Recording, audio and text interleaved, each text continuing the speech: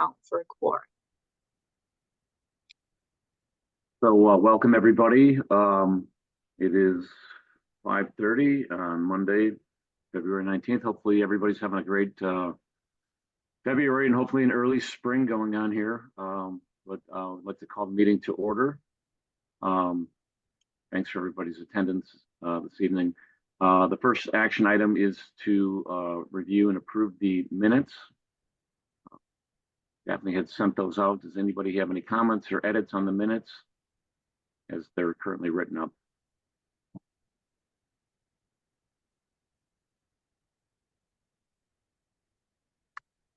Okay, hearing none, I would need a motion to approve. A motion to approve. Ben, so we have a motion by Ben. Do we have a second?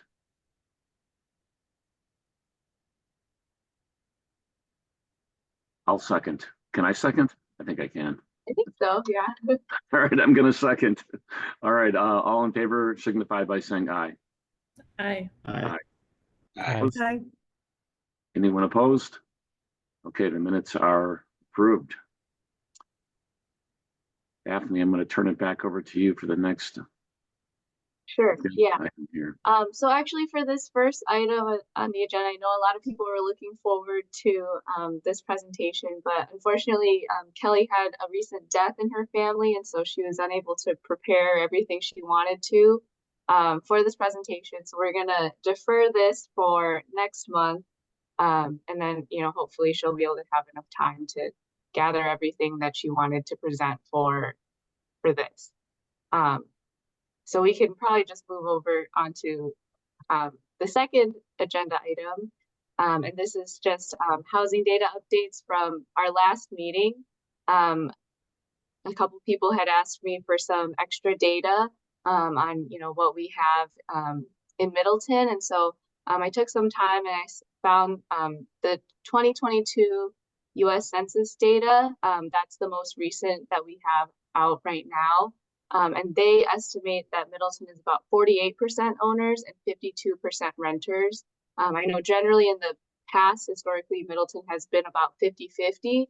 And obviously there have been a lot more apartments that have been coming up recently. So we're seeing a little bit more skew towards that renter side. Someone also had asked about, how many Airbnbs or VRBOs do we have in Middleton currently? And so when I took a look, there were about 5 Airbnbs that had, a whole home kind of situation. So no one was living in the home and they were advertising, you could have the whole space to yourself. So there are 5 of those in Middleton currently. And I know those kind of change over the months. So I'm going to keep my eye out and keep checking every couple weeks or so to see if any of that changes. And then finally, I believe this is in the packet. But there's around 525 legally restricted units. So those are, you have to meet a specific income in order to be able to qualify to rent one of those units. So they're around 525. This is data, the chart that I have in your packet. This was prepared by Dane County Housing Authority. And then they presented this to us, and then we've been kind of exchanging information back and forth to update it. And so some of them are a little bit off, like this one. There's 240 units in total, but only 23 of them are, income restricted. And some of these are actually getting quite to the point where they could be kind of reaching their end of life. So usually legally restricted units are for a period of 30 years. And so some of these older ones are starting to get to that 30-year mark. So then they would come offline as legally restricted and be at market rate. So we're keeping our eye on all of those as well. And Daphne, that earlier data that you had, that's all City of Middleton, correct? Yes, yeah, all of this is City of Middleton. Okay. So that was the first 2 agenda items. I guess we can now move over to the last one. I had sent this out, but it's okay if you didn't have time to look through everything. But I just wanted to go over, this meeting, I wanted to go over a lot of the priorities that Middleton has already kind of established through, previous work from the Workforce Housing Committee and other plans that the city has had. So I provided these as links. If you didn't have time to go over all of them, it's fine. There's like tens and hundreds of pages of stuff. But what I did is I created this Miro board, which we can look over, and it kind of, well, it just has all of the priorities kind of from each plan listed out just as, a short form as possible. And we can kind of take a look at all of these and then, kind of rearrange them. And then hopefully we can go over and look to see what our top 1, 2, 3 priorities could be for our TID extension after reviewing this. I didn't have, we don't have to go over all of this by today, but I just wanted to start this kind of process and then provide you guys this Miro board link, and you guys can also go in and move stuff around and look at how things kind of fit together yourself. And then, I just wanted to start the conversation today, and then, maybe we could finish it up, at the next meeting or something like that. Daphne, would you be able to zoom in maybe just a little bit more? Did that help Thank a you. little? Yeah, I know some, the Post-it notes get kind of small. Yeah. More I appreciate that. Thank you. Thank you. Yeah. Yeah, and then I just also wanted, so all the Post-it notes are different colors for the different, strategies, priorities that we have. And then at the bottom, I created these little tags. So, there are a lot of repeat ones, like a lot of them say use TIF, which is helpful, but, since we are in this process of trying to figure out what TIF is for, I thought we could group those together. There were a lot of actions and strategies that talk about, rehabbing existing units or increasing efficiency. So those have a tag. Some of them talk about, providing loans or, some sort of down payment assistance. And so those also all have a tag. So, yeah.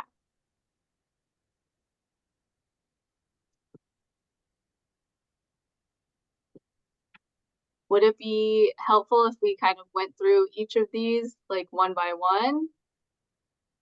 Or, I don't know, what would be most helpful for you guys? I had a question on it, Daphne. Thanks for doing all this. This is great. Yeah, so like the 2015, get a lot of different kind of candidate tactics, right, on here. Was there do we have a statement? Trying to remember if we have a statement on sort of what our actual is there a sort of a core objective, like other than improving workforce housing, right? Have we done anything more specific? Like, we mentioned eliminating the gap in the 30% AMI, demand to supply. Have we done anything like that where we have sort of a kind of something specific where we focus on trying to achieve? Yeah, I think so this was developed in 2015 by Workforce Housing, and then I sent something earlier today that actually Alder Hanairo had found for me. And so this was the 2022, so it's more recent workforce housing strategy. And so they kind of pared down, that was like 14, 15 strategies into these 6. And I think that strategy specifically looked towards increasing home ownership. And so like different methods to help people get into homes and own their homes. So these were kind of the 6 that the 2022 workforce housing focused on. So I think that's probably the most recent, I guess, focused, strategy that we have. And so, yeah, they just focus mostly on home ownership. Okay, because again, these are a good set of tactics, right? But I was thinking, what's our party objective, right? And the is it home ownership increasing? Is it balancing the again the unit demand any way possible? I just wasn't sure if we had kind of if we had already developed a point of view on that. If we had, it might be helpful to sort of think through that to help us think through what the priorities might be with the TIF money. Yeah. Go ahead, Lisa. Thanks. I just wanted to ask Ben, when you say what are we doing, or, what are we supposed to be doing? Are you talking about this committee or the city? Yes, right. And that's what are we supposed to be doing? Because again, I'm not stripping away from what we're doing to what's our objective. Objective What's means our objective? Thank you. what's our measurable goal? Do we have a measurable goal, measurable objective that we're trying to hit, right? And if we don't, that's fine. I just think that, and just my experience, when you're trying to prioritize an investment, it's very helpful to have, okay, what are we really, what's our measurable objective we're trying to hit, and how's that investment help us get there?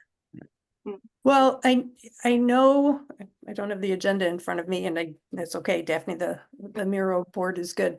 I know the big question is, how do we use the money that's going to be available in that last year of increment of our TID? How do we use that to promote affordable housing in Middleton? That's the very broad question, but it's the question we need to answer. And the state doesn't really define what that means. So we have a lot of flexibility. We do have to spend at least 75% of that increment on affordable housing, but it can be anywhere in the city. It doesn't just have to be in the TID, because that's going to be closed. And we could spend 100% on it, but at least 75% has to go towards affordable housing, and the remainder has to go to, I think, to improve other existing housing in the city. So, and I think the minutes said, I think last time we talked about there being maybe $1 million available. It's more like 10 million that we estimate will be available for this. So this is a great opportunity to really do something big, or several smaller things, but to make a dent. And I brought up the ones that we can see now, the yellow ones. It was I think it was an affordable home ownership strategy was the title, something like that. I would like to see there be a balance between providing ownership opportunities or building houses, and then also building houses and condos, and then also making sure there are affordable apartments, and then rehabilitating existing housing. And I think the county goals, the first one is to increase the number of units, dwelling units for low and moderate income households, and that's good. That's what we should be working towards. Second one is to increase the overall number of units. That's good too. And then they've got the pathways to homeownership, rehabilitating. I mean, so all 5 of those, whatever our strategy is, we should be hitting all 5 of those points, in my opinion. Okay, that's all. It's interesting that data from Kurt, and I think we also had the data, which is recent. We also had, I think, 2015 data on the city in terms of when we talk about item 1. What's one thing that stood out to me was that at the 50% AMI and 80% AMI, we were actually at demand in terms of capacity. If I read the data right, the 30% AMI is where the biggest gap was. Does anyone know if is that accurate or accurate way to look at it? Yeah, I think the way that Professor Paulson describes it is there's a lot of units for, people who make like 80 to 100, or I think it was like 50 to 150% of the area median income. So people who are, middle of the road, there's a lot of units available for them. And then for, people who are under that 50 and then over that 150. So there's a very little amount of affordable and like luxury, I guess is how they would call it, apartments. And so all the people who are in, these areas, the 50 and over 150, they're all kind of competing also for that, middle of the road unit. And so it's taking away from, obviously the people who have more wealth are able to afford, just fine, but then, the affordable side is where it really hurts the most for, as from what we've seen at least. Yeah, Randy,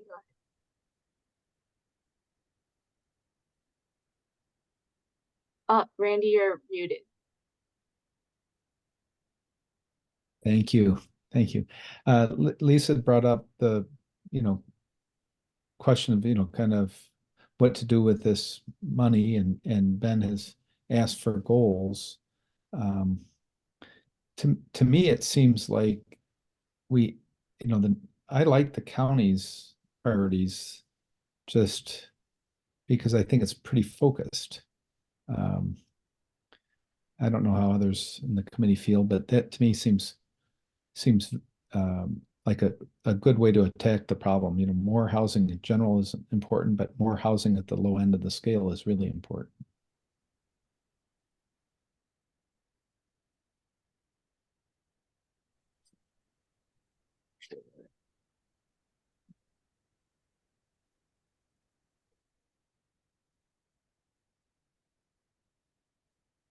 A question I had was, are there like a lot of current projects that work on building more affordable housing, or is there like an interest in that area? Or are we like, or are there like no projects that are working towards its construction? Yeah, that's a good question. There are a couple, because affordable housing is very specific. You have to get a lot of either, tax credits or, loans and grants. And so there's only, a handful of developers who can do affordable housing or, know how to structure it right, for financing purposes. And so there are a couple that recently, were developed. Like we talked last week about the one next to Metro Market that has a handful or 30 or so units that are affordable. And then there's a new one coming online off of Parmenter and Tribeca, so on the north side. That's they have I believe half of their units are affordable. And then so we've seen a couple of those, but it is definitely a lot more difficult for people to develop affordable housing. We see a lot more on the other side where people want to do market rate or luxury housing, and those are a lot more common, at least here in Middleton, especially because we have a lot of higher land prices, and so it's just easier for developers to provide that luxury kind of housing. One thing that I wanted to bring up too, so I'm on the board over at Way Forward, and their housing program, they get a lot of their funding from the feds, so they need to use federal income standards, low income standards, which is really, really low. It's like, I don't know, $19,000 or something like that a year. So somebody that's looking for assistance, let's just say they do qualify for federal, they're going to come out of that and they're really going to need something quite affordable. So I would also agree and emphasize kind of that 30% or higher AMI units are kind of the ones that are missing, because it's nearly impossible to even find, much less find something like that in our community, much less be able to afford it. Even if you're getting assistance, the income limits are so low that if you do qualify, you're really struggling to find anything in Dane County, much less Middleton, affordable. So.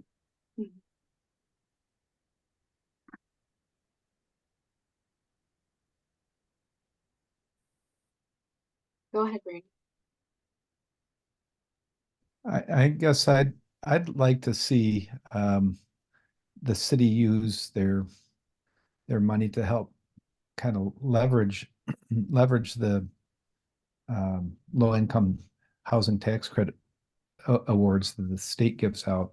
I know Madison's been very successful with that, and kind of multiplying the number of units that can be developed, and we could target the lowest income levels. Yeah, and I don't know how the program works or ranks projects now, but I've always thought that having a mixed income approach is positive, where we have some low income housing units within a larger development of market rate as well.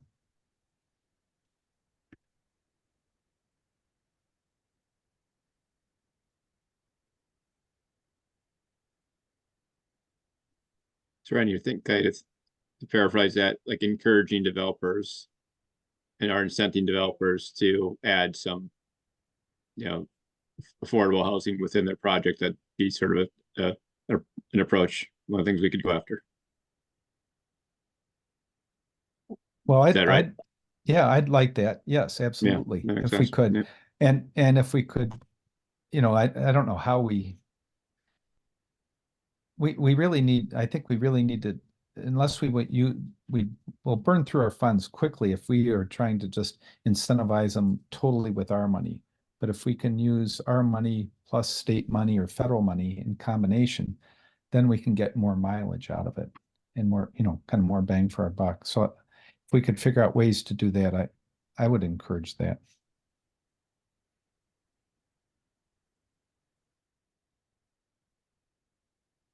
Okay, so I'm adding some sticky notes here into this grouping because this is kind of what I wanted to discuss.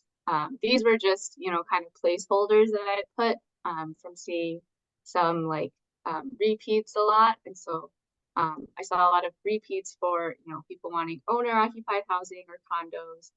The community land trust came up several times, and then energy efficiency slash rehabbing. And then I just added this one, which kind of talks about what Randy was just discussing about focusing towards, the 30% AMI, and using state and federal funding as well.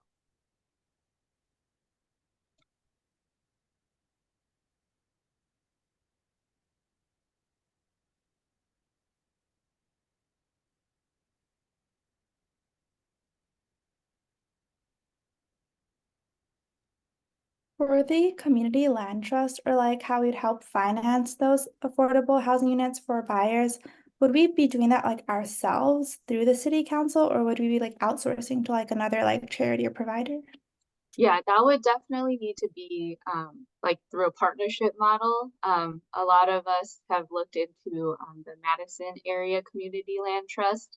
And so it would be, either purchasing land and holding it for them, or, you know, providing them extra incentives with, grants or loans in order for them to purchase land and then be able to operate a community land trust in Middleton that way.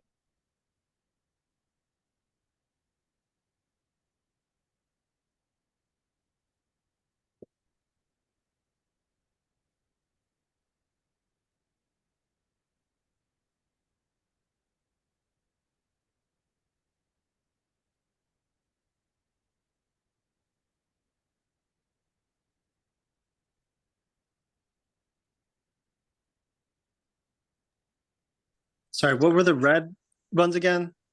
Oh, sure. Yeah, we can keep going. So this yellow one was our 2015 workforce housing strategy.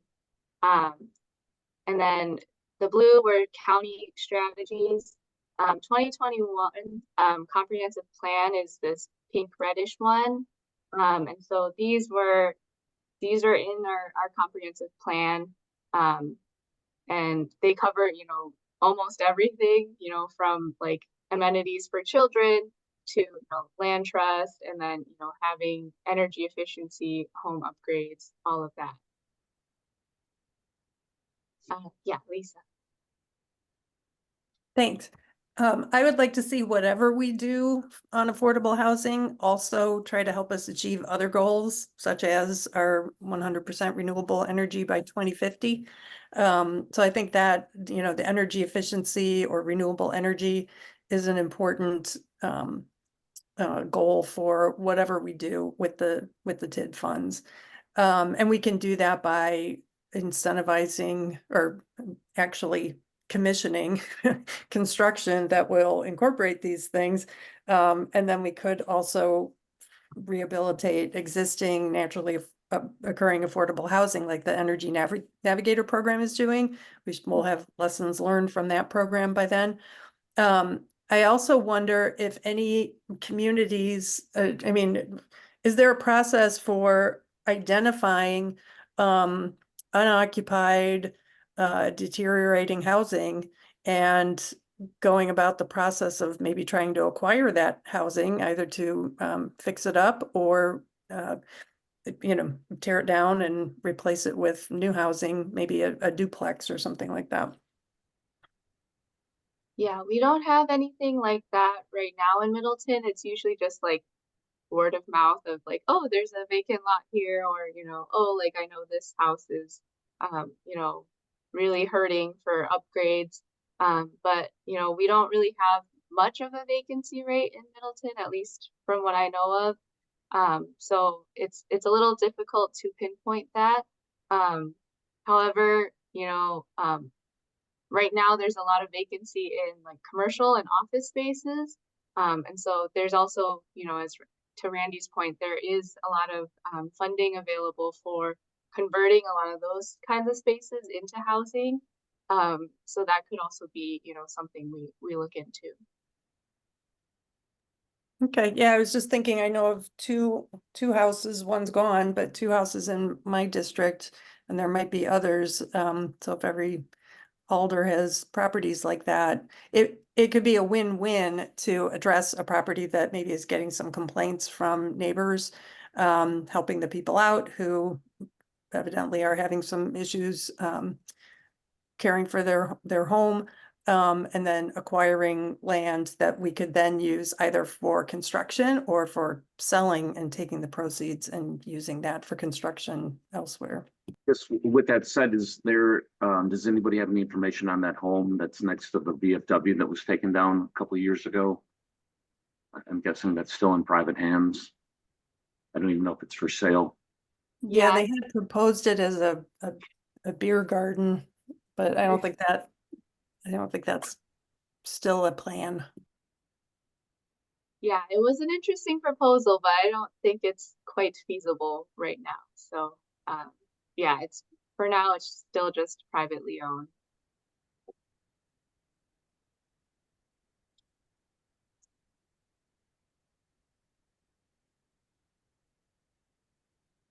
And then, so this was the housing element, and then finally there was the 2022 workforce housing strategy. As we had said before, it's focused mostly towards affordable home ownership.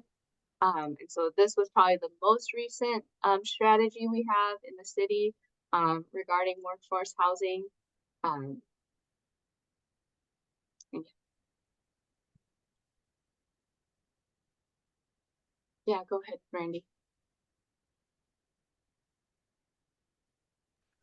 As we're talking, I'm thinking about how we could just increase more affordable housing, whether it's for sale or for rent. I'm wondering if we could get some people that are active in the development community to maybe come in and speak with us or give us their thoughts on how we might be able to better incentivize that kind of housing. Yeah, that is a good idea. I saw Mayor Emily Kuhn was on the call for a little bit, but she's actually working to get some developers to speak at Plan Commission. But if they're interested, I can always share that presentation that they do to Plan Commission with workforce housing as well.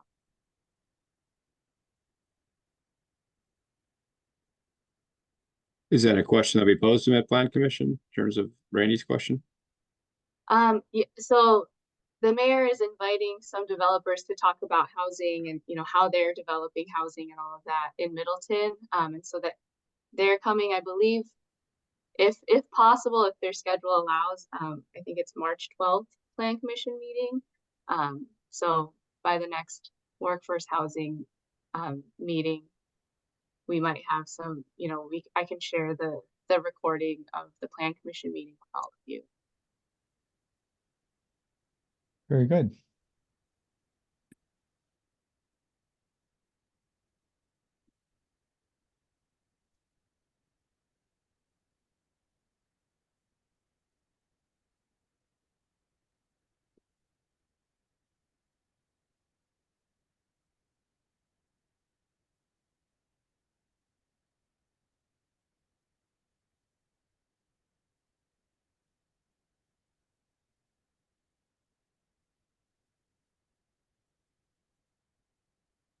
Go ahead, Lisa.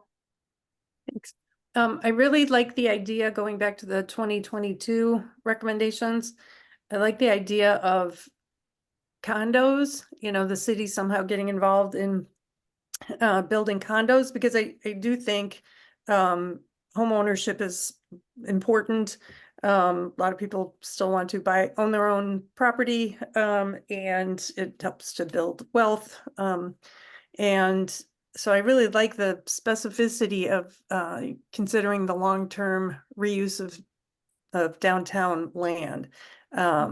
Whether or not it's with the community campus project or not, because who knows what that's going to be. But I don't think it should just be downtown. I think we should also be scouting, or have someone scout around for property along current transit routes. Because that's another, and maybe that's something that the Plan Commission could work on, is developing a transit-oriented development overlay. That was something that kept coming up at the workforce housing workshop that I attended at the League of Wisconsin Municipalities meeting. And so the more we can make housing affordable, but also make living in that housing affordable, by putting it near, like, the Metro Market is a great location for that new apartment building to be going in, because people can actually walk to get their groceries, walk to restaurants, walk to parks, and also catch the bus to get downtown or further west for work or entertainment. So I think that the idea of using existing city land is great in the downtown, but I think the city should also expand beyond the downtown, which isn't served by transit, and make sure that areas like up by Greenway Station, where we have transit lines, and Century Avenue is another one, and University east of, what is it, Branch, I think is where I forget where the bus service picks up on University. But that's something, again, it's, trying to think of all the different goals in the comprehensive plan, and trying to make sure that trying to increase affordable housing also helps us check some of the boxes off in the pink column.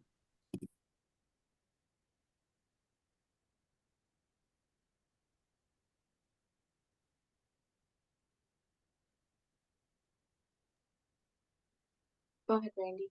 Yeah, I do like the idea of having a kind of like a transit-oriented development, priority, maybe a plan or priority that for the funds. It's a little bit like doing the sustainability features. Actually, it's kind of one goes hand in hand with that. I don't know how we can incentivize housing more than we already have with our zoning code.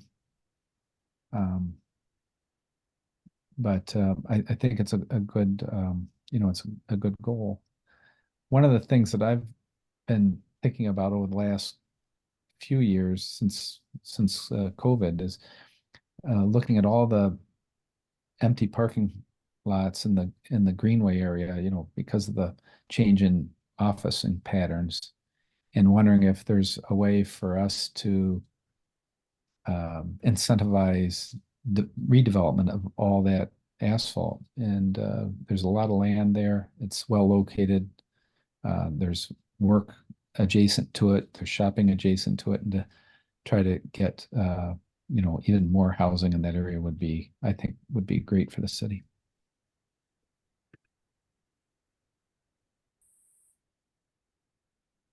Yeah, I would echo that.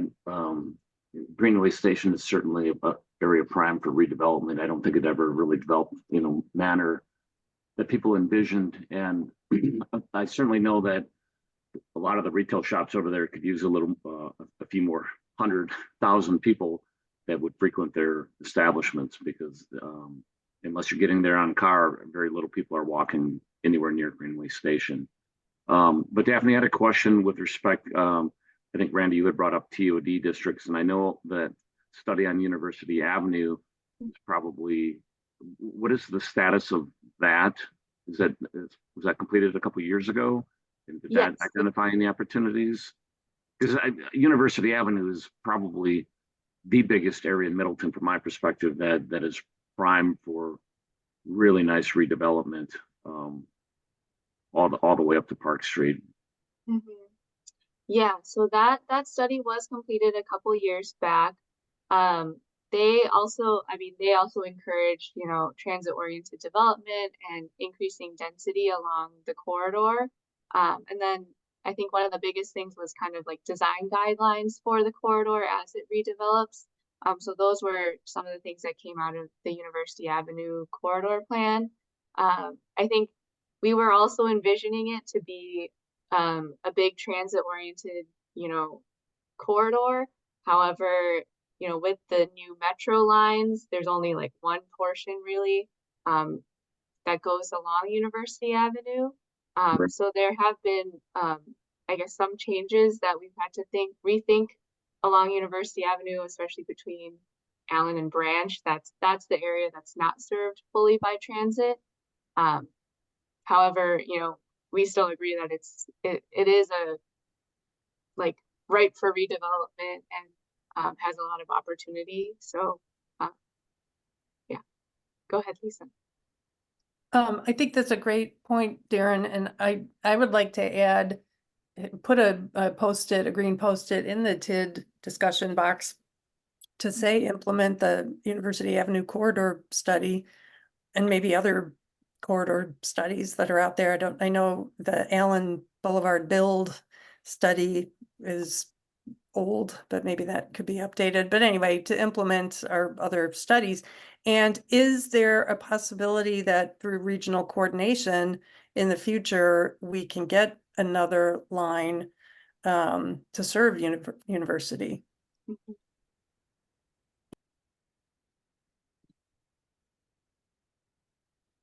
I mean, are we best as a committee to focus on geographic areas?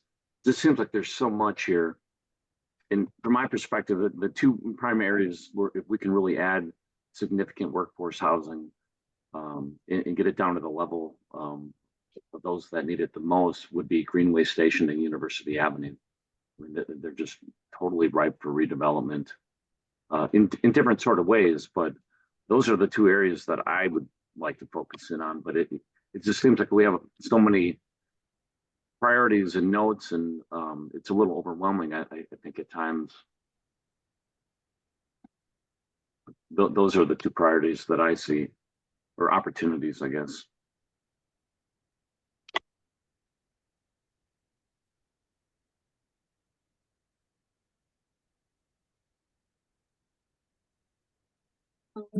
The University Avenue corridor, I think, will really benefit from having a TID district that encompasses it. There's parts of it now that are within a TID, but I'm hoping that when some additional TID funding is available, I guess maybe that's when TID 3 closes. I'm hoping that the city would be able to implement another TID district that would cover University Avenue, and maybe that's another way to look at the Greenway area as well.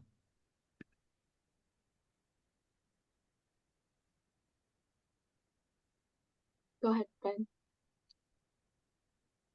Picking up with Darren, what you were saying before about the clients at Way Forward and how they've, there's a certain set of them that have gone through, I guess, essentially, I assume it sounds like an application vetting process to be awarded assistance, right? Is there a way to piggyback off that, I guess, to, boost that assistance? It doesn't, it doesn't improve supply of housing, but is that more, I think some of these things are great, but probably perhaps a little bit longer term. Is there something shorter term like that, like, boosting some of the support out of Way Forward or another group to help more people get into get into affordable housing?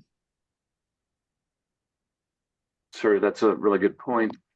There are other organizations like Catalyst for Change or Urban Triage that don't require those low federal limits, and they're, I think, able to work a little bit more effectively out there with folks. High Point Church does some housing assistance as well.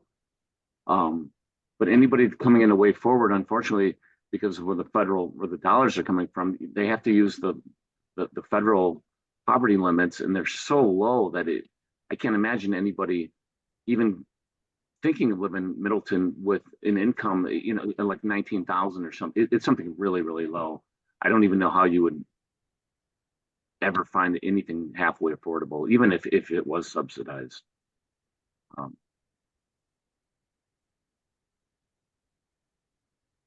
mean, Dane County is just a really tough market for affordable housing, as we all know. But there are other organizations, like I said, Urban Triage, Catalyst for Change.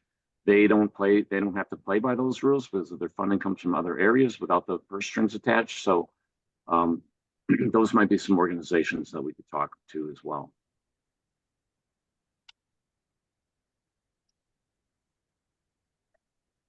Yeah, I like having a component for, as you said, Ben, the short term also, short term rental assistant, helping people make rent, just month to month kind of thing, or like down payment assistance, something like that, someone just needs, one time kind of infusion of money to get them, on their way. I think that could also be really helpful.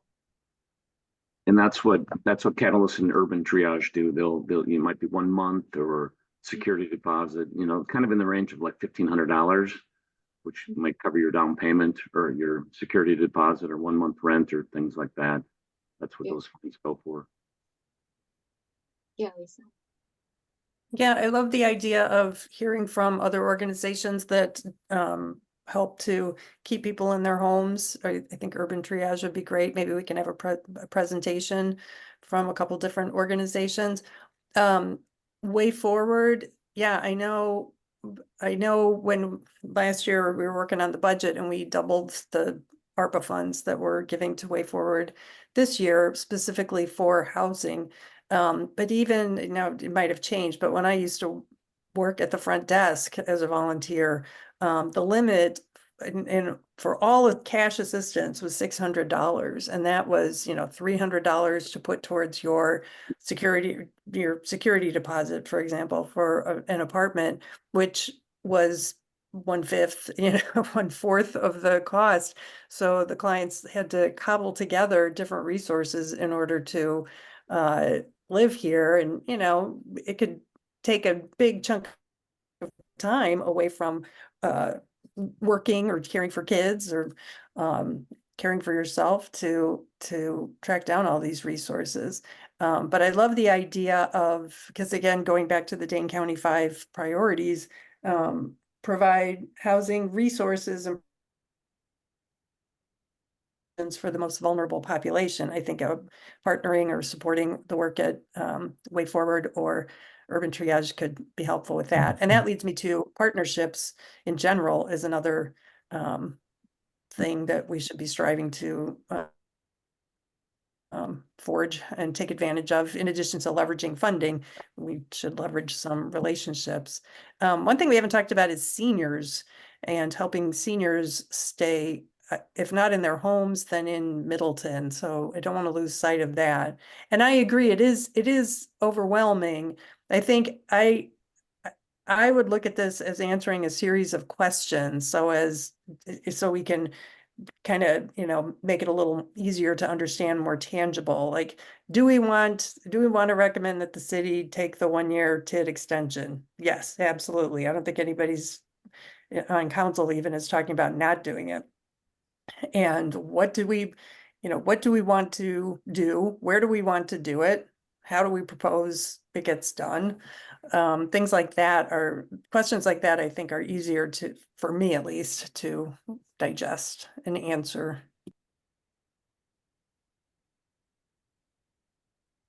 Daphne, are there ever any funds that could be allocated through the city that we could get a consultant to help us maybe with some of these?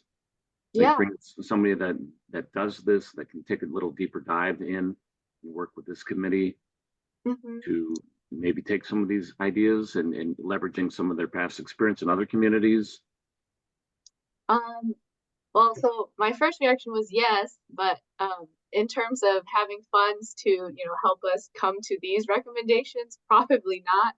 Mhm. It's probably just, what we can kind of get together and discuss and I can invite people to come and talk to us and everything. But once we do have the TIF funds, a portion of the money could be set aside, for, someone to a consultant or someone to do, a deeper study, like either that housing needs assessment or something like that. I know Professor Kurt Paulson has also, offered his expertise as well, a lot of times to, help us develop something like that as well. Mhm. Uh, what is the time frame for coming up with our recommendations? Just generally, how much time do we have? Um, so I think council, they still haven't really decided yet, on which way we're going with it. I believe, the timeline to close the TID would be around 2026 or 2027. At least those were the, I think, estimates that our finance director had given the council. So, you know, if they close it in 2026, they kind of start the process in 2025, and then we should probably have the recommendations, before that. So I'm hoping by, at the latest, like October, November, to have some recommendations for council, and that way they can just, have that to move on with their recommendation. Yeah, Lisa. I agree with everything you said, except the October date, and Okay. I would suggest that we try to get something. Maybe we just need to put a placeholder in the budget request, but Mhm. if we want to try to get funding to hire a consultant to help us next year instead of having to wait until the TID closes, then I think we should have some sense of where we want to head, no later than July. And maybe planning staff can put a placeholder in the budget as a capital project request. Yeah, I just think we need to try to make sure we have somebody who can help us further flesh out the details as early as late next year. And to do that, we have to get money in the budget requests or a project in the budget requests this summer.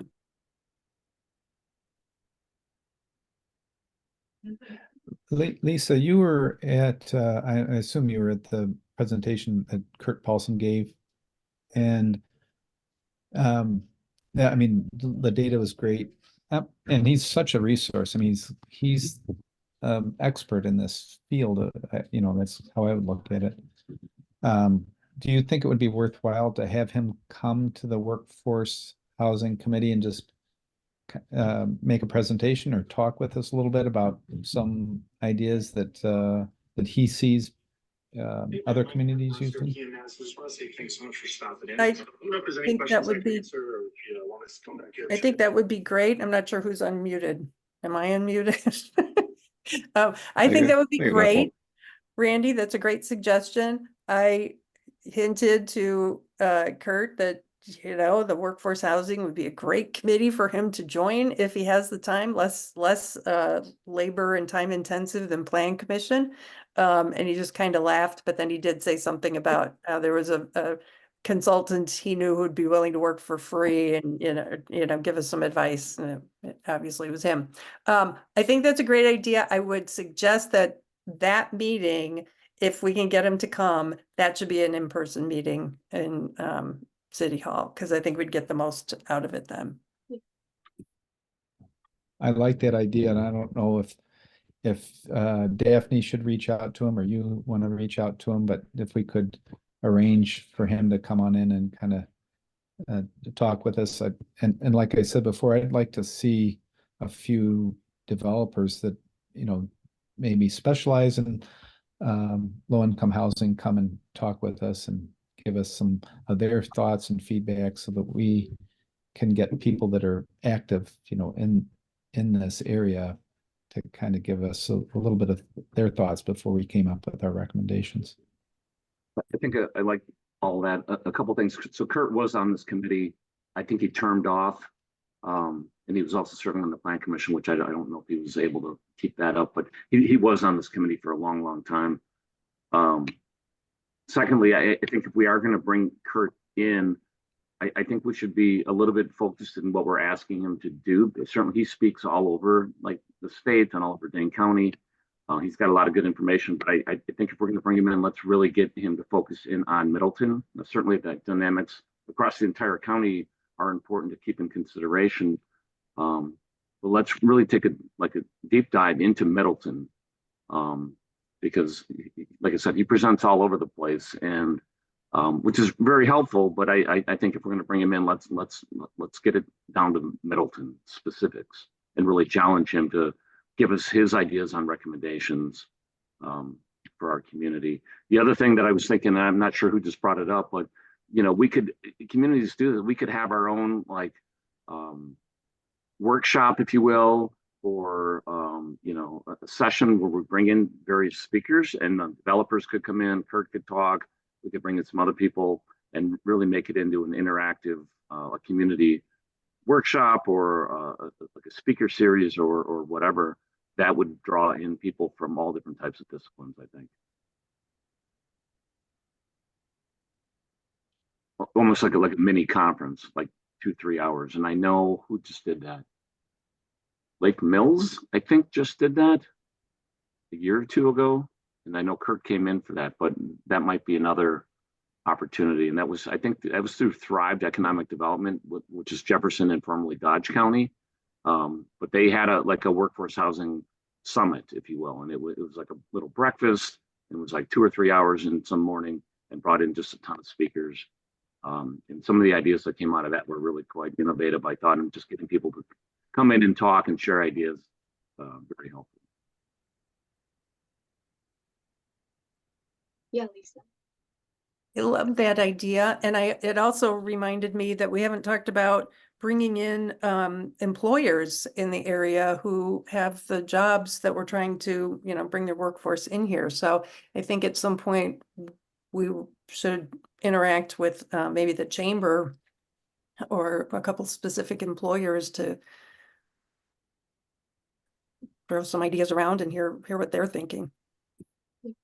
I agree. And childcare is the other cog in the wheel here. Super important. Finding affordable childcare is right up there.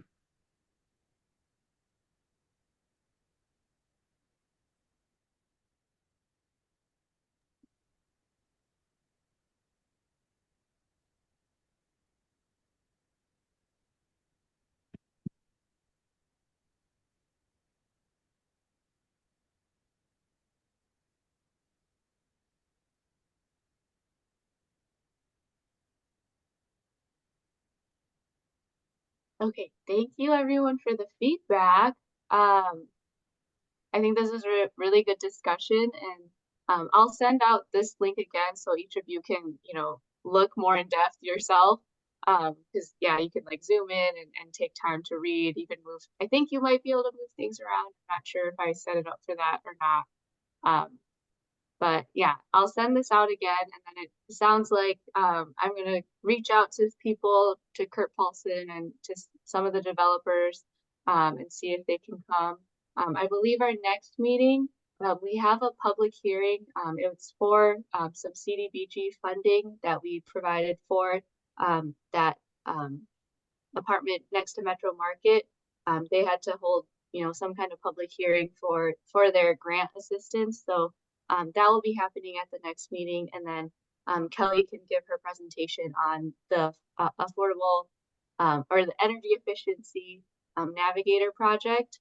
And then, maybe starting from there, we can kick off, and I'll get in contact with, developers and other people to come and speak on their challenges and needs. And I believe we have some contacts with like Habitat for Humanity and the Land Trust as well. So I'll reach out to those people. Yeah, Ben. In that list of partners, did we have the again the rental assistance groups that Darren mentioned earlier. So that would that be in the list too? Yeah, I can reach out to Urban Triage, and some of the other ones I had mentioned before. Yeah. Yeah, and having them join that session. I think the session that Darren mentioned, kind of the mini conference, is a great idea. And Daphne, do you have communications with the City of Madison planning staff that, you know, coordinate some of their affordable Yeah. housing programs? I have a couple contacts that I met through our Dane County, strategy meetings, so I can reach out to them as well.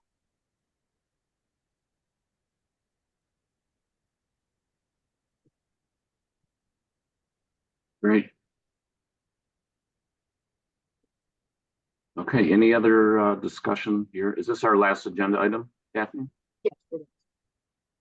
Any other discussion?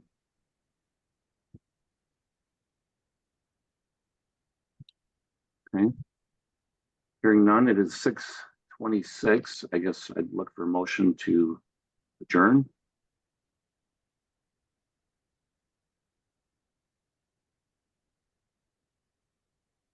I'll make a motion to adjourn.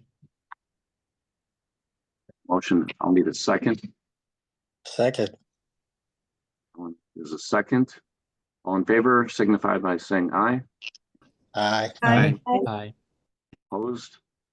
All right, the meeting is adjourned. We will see everybody next month then. Thank you, Daphne, for all the hard work and extra information you provided. Yeah. Yeah. Thank you. Thank you, Thank Daphne. It was you. See excellent. you all. Bye. Bye, everybody.